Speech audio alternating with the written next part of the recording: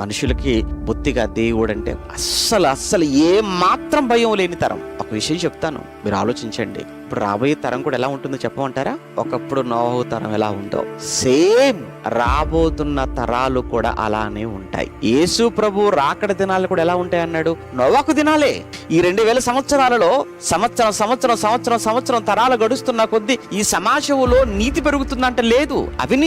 అవినీతితో, అన్యాయంతో, దుష్టత్వంతో, దుర్మార్గంతో, మంచికి చోటు లేక మనిషిని ఎంతగా దోచుకుంటున్నాడో, మనిషిని ఎంత దారుణంగా చంపుతున్నాడో, ఎలా మోసం చేస్తున్నాడో, ఎలాంటి భయంకరమైన సిచ్యువేషన్స్ ఈరోజు మనం ప్రత్యక్షంగా మన కళ్ళతో చూస్తున్నామో. ఎన్ని సంఘటనలు కదా, కొన్ని వింటుంటేనే భయం వేస్తుంటది. ఏంటి ఇలాంటి మనుషులు ఉన్నారా సమాజంలో? ఏంటి ఇలాంటి వాళ్ళ తరంలో మనం ఉన్నామా? ఏంటి మన చుట్టూ ఇన్ని జరుగుతున్నాయా? మొన్నెక్కడో ఎక్కడ పశ్చిమ బెంగాల్లో ఒక ఇన్సిడెంట్ గురించి మనం విన్నాం.